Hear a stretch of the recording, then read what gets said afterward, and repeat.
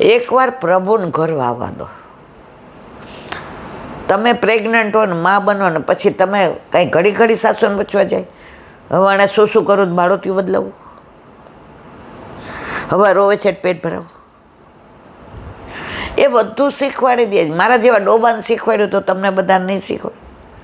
હું તો 1 નંબરની ડફોડ હતી, હજુ છું. બધું તમને શીખવાડી દેશે મારા વાલા. તો કાલે રામનવમી એક અહીંયા પ્રસંગ કીધો છે કે મને યાદ નથી, પણ 2 લીટીનો જ મને બહુ ગમે છે. જ્યારે વિશ્વામિત્રની સાથે તાડકા વધ કર્યો રામચંદ્રજીએ અને પછી આવતા હતા તો રસ્તામાં ખબર પડી કે જનકજીને ત્યાં જનક નંદીને એટલે કે સીતાજીનો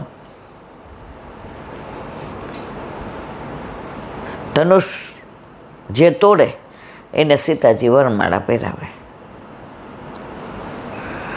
વિશ્વામિત્રજી કે ચલો ત્યાં થઈને જઈએ. અહીંયા આવ્યા.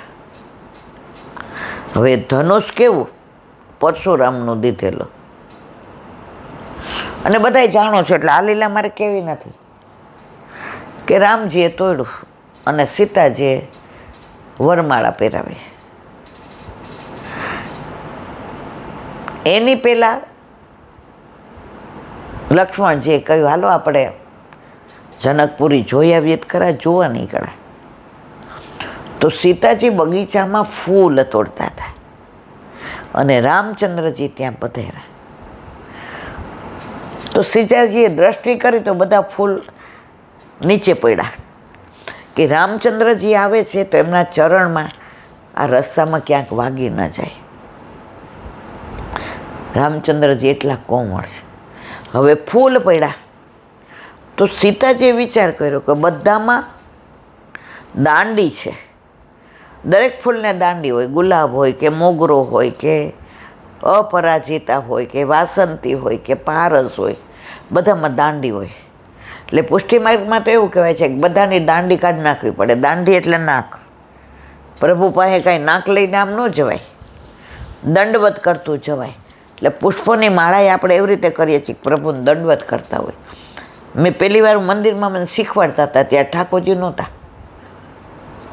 મને કે કરો. હવે ઓફિસથી 10 મિનિટનો ટાઈમ લઈને ગઈ હતી એટલે જી ઓફિસમાં હતો કે દર્શન ખુલે તો દોડું પછી જલ્દી ઓફિસે. તો એક બેન કે બેસો. ત્યાં તો સાડી જ પહેરતા હતા અને ગળામાં કંઠી તો કોઈ દી કાઢી જ નથી. હાથ ખાસા કરી આવો એટલે કરી આવી. મને કે આ પારસ ભરો, સીધા સીધા ભરવાના. એ પહેલાં તો દાંડી જ ન કરી. એ બેન આમ ન કરાય, દાંડી કરો. દાંડી કરો એટલે હું આપણે એ ખબર ન પડે. એ ક્યાંયથી આમ આગળથી સેજ કાપી નાખ. સારું ઊંધા ભર્યા. પછી બધાનું ભરવા માંડ્યા. તો મેં તો મારું કાં નથી લેતા. એ ક્યાં ફરી ભરવા પડશે. મેં તો કેમ કે ઠાકોરજીને દંડવત કરતા હોય ને એમ ભરાય, આવી રીતે ન ભરાય, આનું ઊંધા કહેવાય. ત્યારે ખબર પડી. આવી ડોબી હતી, હજી એવી જ ડોબી છું. કાંઈ બહુ મને કાંઈ આવડતું નથી, પણ પ્રભુ બધું શીખવાડી દે તમને. પછી ખબર પડી ફૂલ કેમ ભરાય.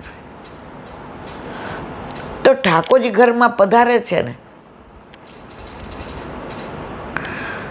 પહેલી વાર સૌભાગ્ય સૂંઠ બનાવવાની. તો બધાય સુહાગ સૂંઠ કહે. એટલે આપણે સારું ભણેલા હોય એટલે હોશિયારીમાંથી હાથનું કાઢતા હોય. મેં તો આ રાધાજીના ભાવનું કાંઈક હશે. પછી એક ભગવદી અમારા નારાયણપુરામાં ઇન્દુબા, એણે મને બહુ પુષ્ટ કરી છે. એ જ્યાં હોય ત્યાં લીલામાં પ્રભુ. એટલે એના ઘરે પહોંચી ગઈ ઓફિસથી ને દર્શન કરી અને કાંઈ ને એક ધબધબાવીને પહોંચી ગઈ. મન જોઈને એવા રાજાથી આંખમાં એટલું અમી આવી. બેટા મેં કીધું હા. મેં કીધું બા આ સુહાગ શોટનું શું? બેસાયા. મેં કીધું હજી હું સખડી નથી ધરાવતી. મારે ધરાવે. બેસ. મને કે એને સૌભાગ્ય સૂંઠ કહેવાય. પછી મને એનું બધી વાત કરી. મેં કીધું આવું બધું મને ન આવડે, આ બધું મળે ક્યાં? મને કે માણેક ચોકમાં ગાંધીને ત્યાં બધું મળે. મેં કીધું મારે તો એવો ટાઈમ નહીં, 6 સાડા 6 તો ઓફિસથી નીકળું, આજની રસોઈ, પૈસા એટલા હતા નહીં. મને કે હું બનાવીશ, ડબ્બો ભર રાખીશ, ગુસાઈજીના પ્રાગટ્ય વિશે ધરવાની હોય, કાલ લેતી જાજે. ત્યારે મને એવી ખબર નહોતી પડતી કોઈનું ધરાય નહીં. પછી એણે તો એટલો નાનો સરસ ડબ્બો ભર રાખ્યો, લઈ આવી. પછી પ્રભુ મારા ઠાકોરજી કે મને કોઈનું ફાવે નહીં.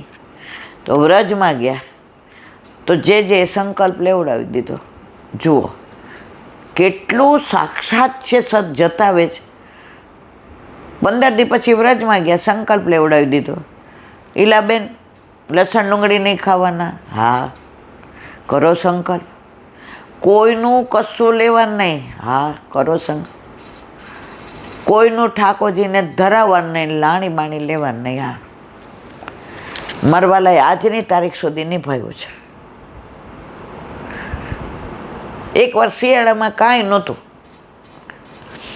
સામગ્રી કરવાનો ટાઈમ નહોતો અને ઓફિસમાં ઇન્સ્પેક્શન હતું. 6:30 વાગ્યામાં જવાનું હતું.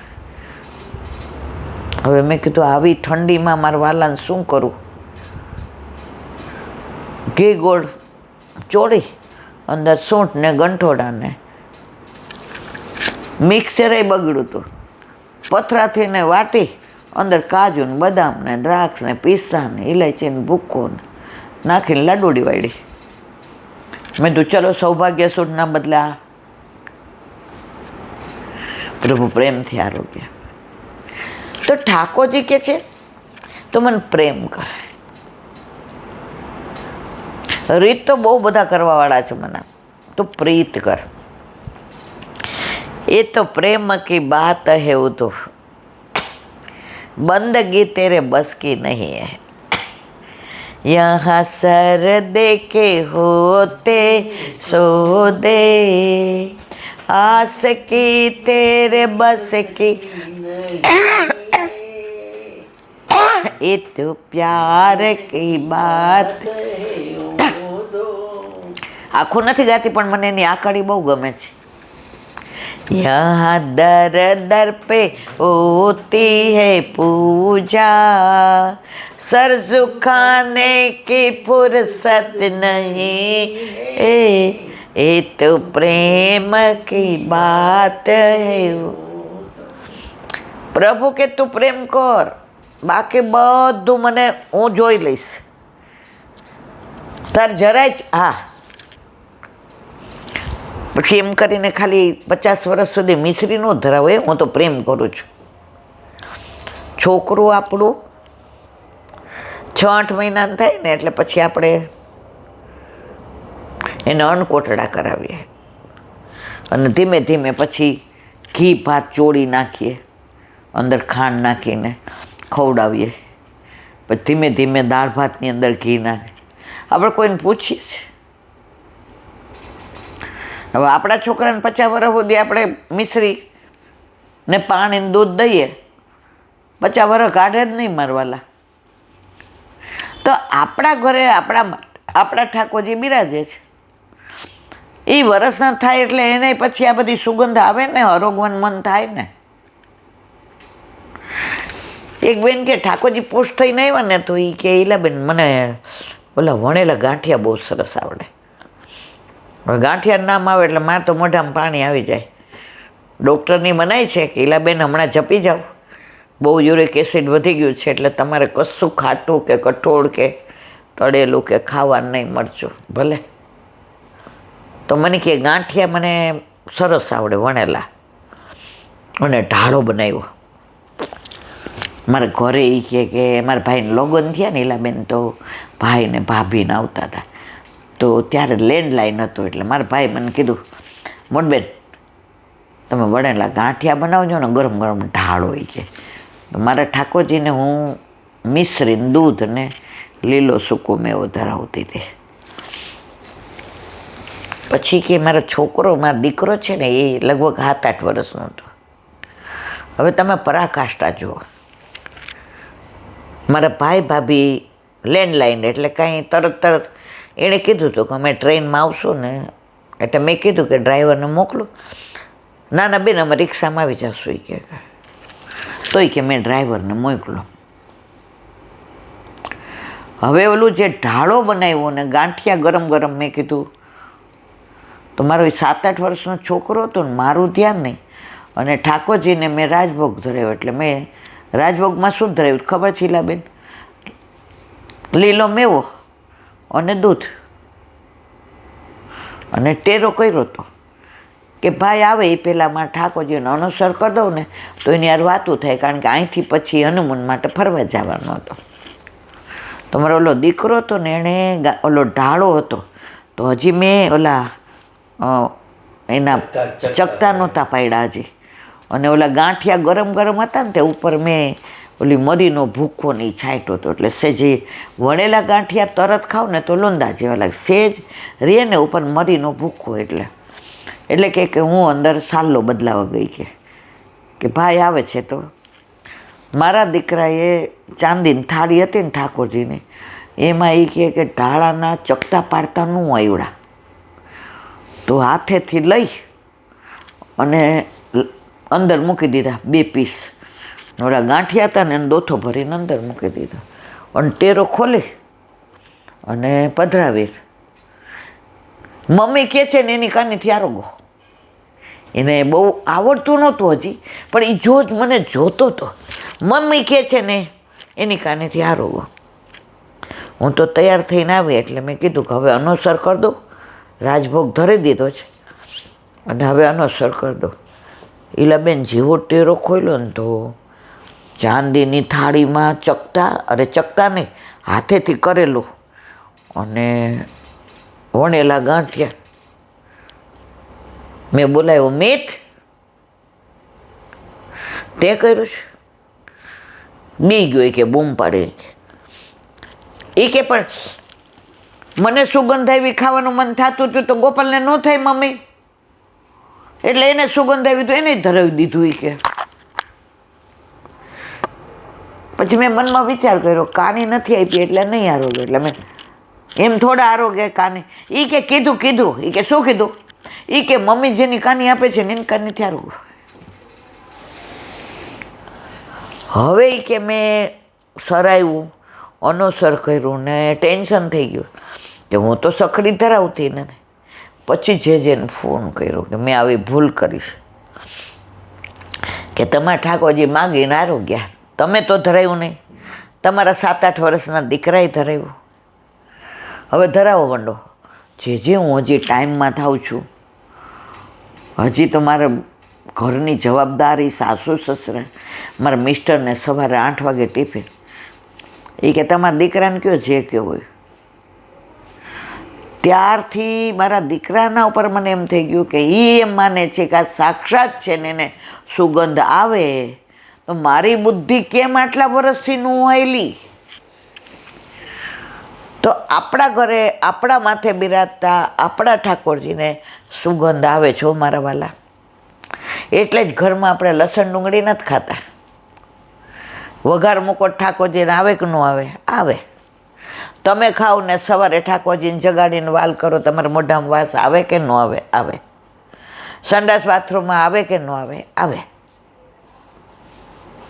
તો તમારું ઘર ગોપાલ રાવટી છે તો આ બધું. તો ઠાકોરજી કોણ કે છે માગી માગીને નથી આરોગતા? આ માગીને જ આરોગ્યો ને. મારે અહીંયા બેસો ત્યારે મને ખબર ન હોય મારે શું કહેવું છે. વલ્લભ તો મારા વાલા, કાલે રામ જયંતિ, આપણે બધા આનંદ કરીશું. હા, જો સીતાજીની વાત અધૂરી રહી તો સીતાજીએ જોયું કે અંદર પેલી શું કહેવાય ને દાંડી, તો રામજી તો આટલા કોમળ છે તો એમના પગમાં દાંડી વાગશે. તો સીતાજીએ દોડીને પેલા 2-3 વાર પોતે ચાલી લીધું અને પછી રામજીને પધાર્યા. તો લક્ષ્મણજી ન ગમ્યું. એ કે આ પોતે હાલી લીધું, બધું કરી લીધું, અને હવે ભાઈને. ત્યારે રામજીએ કહ્યું, સાંભળ લક્ષ્મણ, સીતે એવું વિચાર્યું કે રામચંદ્રજીના ચરણ એટલા કોમળ છે, જો દાંડી હોતા ફૂલ હશે તો દાંડી વાગી જશે તો રામજીને કેટલો શ્રમ પડશે. તો સીતાજી પોતે ચાલ્યા એટલે દાંડી બેસી ગઈ, દાંડી એમના ચરણમાં વાગી અને ફૂલ બધા છૂટા થઈ ગયા, બધી પાંદડી થઈ ગઈ, એટલે રામના ચરણારવિંદને શ્રમ પડ્યો નહીં. આ બધી લીલાઓ અમુક વાંચેલી હોય, અમુક સાંભળેલી હોય, અમુક કોઈએ કહેલી હોય, અમુક વ્રજવાસી પાસેથી સાંભળી હોય. પણ મારા વાલા, જે કહીશ એ ઓથેન્ટિક કહીશ. મારા ઘરનું મને કાંઈ આવડતું નથી. મને તો આમે સાંભળેલું અડધું ભૂલી જતી હશે. બોલાવે છે મારું વલ્લભ. કરતે હો તુમ કનૈયા, मेरा नाम हो रहा, सब आपके कृपा से मेरा काम हो रहा. બધું કરે છે. મને બનાવવાવાળીએ મારા મોઢાનો ઉપયોગ કરે છે. એટલે ઈલાબેન સત્સંગ શું ઈલાબેન સત્સંગ સરસ કરે. કરાવવાવાળો કોણ છે મારા વાલા? એના વિના આપણે બોલી શકીએ? એના વિના તમે ઉતારી શકો? એના વિના આખી દુનિયાને પહોંચાડી શકો? કરતું અકર્તું અન્યથા કરતું. જે કરે છે મારો વલ્લભ કરે. બોલો વલ્લભાતી.